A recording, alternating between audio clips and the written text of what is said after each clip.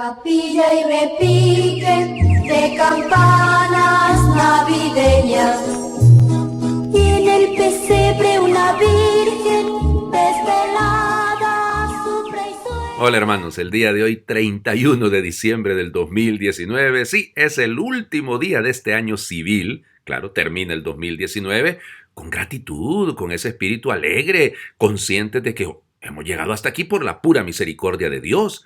Por eso yo les sugiero ya, que a lo largo de este día, en algún momento, pues se tomen un tiempo para estar a solas con su oración, en su habitación, en el lugar donde sea, ¿no? Pero mejor una capilla, si pudieran ir delante del Santísimo, para hacer examen de conciencia de lo que hemos vivido este año, pero también para decirle al Señor, gracias, gracias, muchísimas gracias por todo lo que nos regalaste este 2019, porque no hubiésemos llegado hasta aquí, insisto, si no hubiese sido por la infinita misericordia de Dios. Así que a terminar bien este año, es séptimo día de la infraoctava de Navidad, se termina la octava de Navidad, mañana pues es día de Santa María, Madre de Dios, solemnidad de Santa María, Madre de Dios. Qué lindo cómo comenzamos el año, ¿verdad? Es precioso esto, comenzar de la mano de la Madre. Pero eso vamos a hablar mañana. Hoy terminemos este día.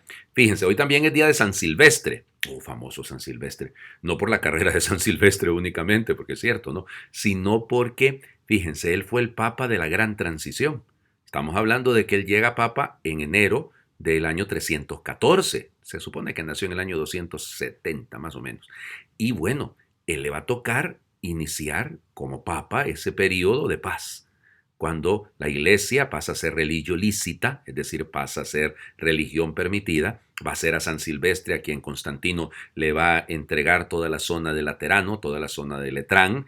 Va a ser San Silvestre el que va de alguna manera a participar por sus legados, porque él no estuvo en el concilio de Nicea, el primer concilio de la historia, el año 325, porque él muere en el año 334, un 31 de diciembre del año 335. Si se fijan, son, hombre, casi 21 años de pontificado. Es un pontificado largo, ¿no? Y tanto, miren, hay tantos elementos con respecto a él. Se dice que fue él el que le solicitó a Constantino que se colocase de manera oficial el que el domingo fuera el día del Señor. Y quedó de ahí en adelante instituido de esa manera. O sea, le debemos tanto, pero claro, yo no me puedo detener a hablar mucho de él porque estamos en el último día del año y tenemos que hacer la reflexión sobre las lecturas, pero vale la pena, ¿no? Nosotros estamos viviendo no una época de cambio, dice el Papa Francisco, sino un cambio de época. Nos está tocando vivir una realidad completamente distinta. Entonces, ¿cómo la enfrentamos? Algunos están diciendo que se termina la década hoy. Perdón, no. Sí, perdón, nuestro sistema es decimal. Hay que terminar el año 2020 para terminar la década. O sea, termina el 2019, pero la década como tal, los 10 años, óigame, no hay año cero, ¿no? O sea, si se ponen a pensarlo, no hay año cero. Entonces, por lo tanto, hay que terminarlo completo. El 31 de diciembre del 2020, ahí sí será el último día de la década. Pero ya ven ustedes que ahí andan haciendo algunas publicaciones y demás que no vienen al caso. Bueno, no nuestro, vamos. Primera lectura. Está tomada del capítulo 2 de la primera carta del apóstol San Juan, versículos del 18 al 21. Hijos míos, esta es la última hora. ¿Han oído ustedes que iba a venir el anticristo? Pues bien, muchos anticristos han aparecido ya, por lo cual nos damos cuenta de que es la última hora. De entre ustedes salieron, pero no eran de los nuestros, pues si hubieran sido de los nuestros, habrían permanecido con nosotros. Pero sucedió así para que se pusiera de manifiesto que ninguno de ellos es de los nuestros. Por lo que a ustedes toca, han recibido la unción del Espíritu Santo y tienen así el verdadero conocimiento. Les he escrito, no porque ignoren la verdad, sino porque la conocen y porque ninguna mentira viene de la verdad. Palabra de Dios. Te alabamos, Señor. Bueno, miren el detalle, ¿no? La última hora. Oh, claro, es el último día, entonces suena bonito escuchar esto el último día del año civil, claro. Pero va más allá, ¿no? Que iba a venir el anticristo. Pues ya muchos anticristos han venido. Ay, padre, pero en las películas de miedo, el anticristo y no sé cuánto, y yo no me acuerdo de una que ¿cómo se llama? El anticristo se llamaba, creo, ¿no? Yo nunca la vi, les soy muy honesto, o sea, a mí nunca me han llamado la atención las películas de miedo. No me llaman la atención, me parece una cosa poco ridícula. Pero el tema, pues ya hay que respetar a los que les gusta, punto. Pero fíjense ustedes, o sea, el anticristo, es que todos somos anticristos en algún momento, pues contrarios a Cristo, eso es lo que significa. Solo que aquí, a donde apunta realmente este texto, es a que ha habido divisiones dentro de la comunidad juánica. Algunos han dejado la iglesia y han fundado la suya. anticristos, perdón, pero contrario a Cristo, porque la voluntad de Cristo es que sean uno como tú y yo, Padre, somos uno. Perdón, yo estoy siguiendo lo que dice el texto y estoy contándoles la historia de lo que pasó a finales del siglo primero. Eso es lo que está detrás. Legítimamente era una comunidad, bueno, fundada sobre la iglesia apostólica, pero de repente aparecieron anticristos. Y fíjense a dónde apunta. No viven en la verdad. Esa es la clave. ¿Cuánta gente en nuestro tiempo que prefiere la mentira? Prefiere vivir en la falsedad. Es que la falsedad se acomoda, ¿no? Y entonces la hago yo, incluso a la Biblia la puedo hacer esto, que haga, que diga lo que yo quiero que diga.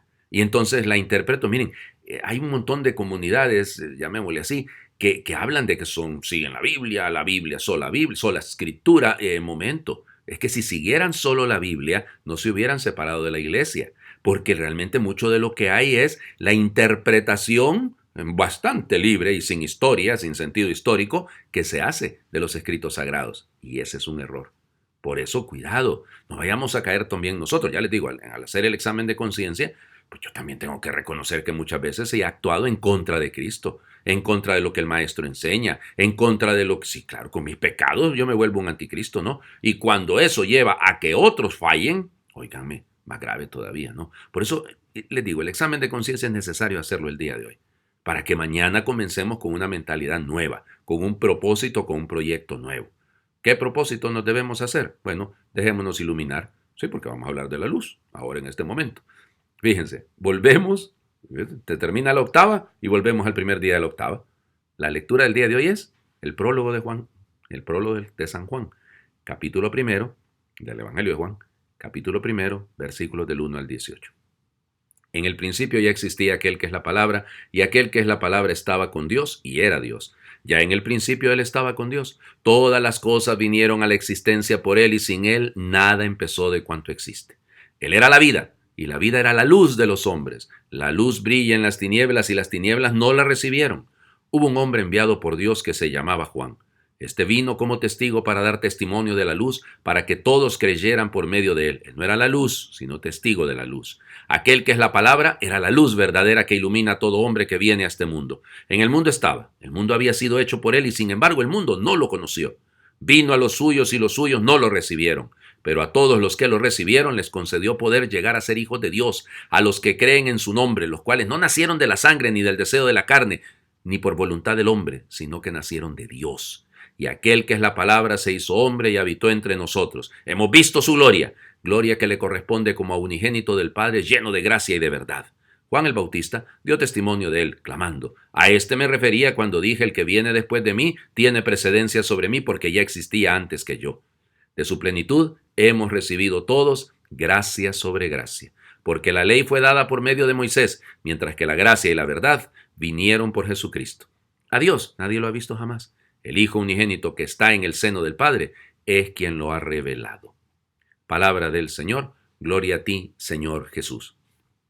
Bueno, ya les digo, se los comentaba el 25 de diciembre, cuando hacíamos pues la reflexión sobre este evangelio, bastante denso, pero es precioso. Si ustedes se fijan, va hilvanando, va como cosiendo, costurando, de tal manera que, y con un hilo muy fino, la palabra.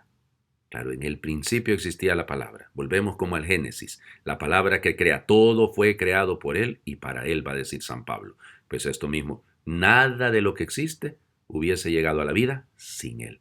Bueno, entonces, nosotros que terminamos este año, lo primero que debemos reconocer es que la palabra, el verbo, ha sido Cristo, ha sido el Señor Jesús, el que nos ha querido llevar a la vida a lo largo de este año 2019. Fantástico. Siguiente. Pero esta palabra, este verbo encarnado, es la luz del mundo. Y entonces muchas veces nosotros hemos preferido las tinieblas. Vino a los suyos y los suyos no lo reconocieron. Y nos ha pasado y tenemos que reconocerlo. Que de repente la luz que viene de nuestra conciencia, de la voz de la conciencia, la hemos querido acallar, la hemos querido tapar, la hemos querido cubrir. Y cuidado con esto. Comencemos el año que estamos por empezar en unas horas con la mirada puesta en esta luz que ilumine nuestro pensamiento, que ilumine nuestro sentir, que ilumine nuestros actos, que ilumine todo lo que somos. Dejémonos iluminar, no caigamos en el gusto por la tiniebla, por vivir en la oscuridad de un pecado, en la oscuridad de una mentira. Nadie se da cuenta, yo estoy bien, nadie se da cuenta, no. O sea, si hay quien se da cuenta Dios y me doy cuenta yo. O sea que automáticamente estoy fallando. Miren, es un llamado a la conversión. La palabra se hizo carne, habitó entre nosotros.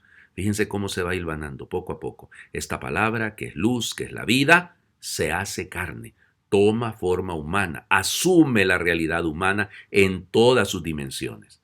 ¿Para qué? O sea, ¿para qué? ¿Para qué se encarna el verbo? ¿Qué es lo que hemos celebrado y seguiremos celebrando, que no termina la Navidad? Para que lleguemos a tener vida en plenitud. Por eso de su plenitud hemos recibido gracia sobre gracia. Esto es una belleza realmente. Es eso, de la plenitud de Dios. Entonces, ¿a qué debo aspirar yo en el año que empieza, en el año entrante? A la plenitud. Pero la plenitud no puede venir sin la gracia.